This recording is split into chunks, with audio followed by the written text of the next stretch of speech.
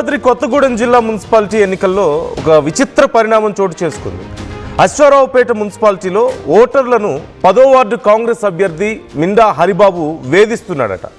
తనకు ఓటు వేయలేదంటూ ఆరోపణలు చేస్తూ ఓటు కోసం తానిచ్చిన 2,500 రూపాయలని తిరిగి ఇచ్చేయాలని, ఇంటింటికి పంచినటువంటి కుక్కర్లను కూడా తిరిగి వెనక్కి ఇచ్చేయాలంటూ ఆయన డిమాండ్ చేస్తున్నారు.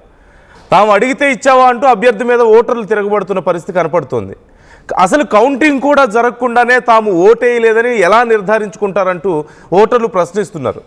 అభ్యర్థి హరిబాబు తమను వేధిస్తున్నాడంటూ అతను పంచినటువంటి కుక్కర్లను తీసుకొచ్చి రోడ్డు మీద కూర్చొని వారు ఆందోళన వ్యక్తం చేయడం ఇప్పుడు సంచలనంగా మారింది.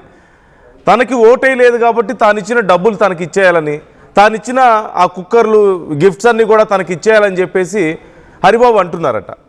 కనీసం కౌంటింగ్ అవ్వకుండా నీకెలా తెలుసు మేము ఓటు వేసామో వేయలేదో, అంటే గెలుస్తామన్న నమ్మకం ఆల్రెడీ లేదా అని చెప్పేసి ఓటర్లు అడుగుతున్నారు. మమ్మల్ని ఇలా వేధించడం కరెక్ట్ కాదు అంటూ ఆ కుక్కర్లు అన్నీ తీసుకొచ్చేసి రోడ్డు మీద పెట్టుకుని వారందరూ ఆందోళన చేస్తున్నటువంటి పరిస్థితి కనపడుతుంది.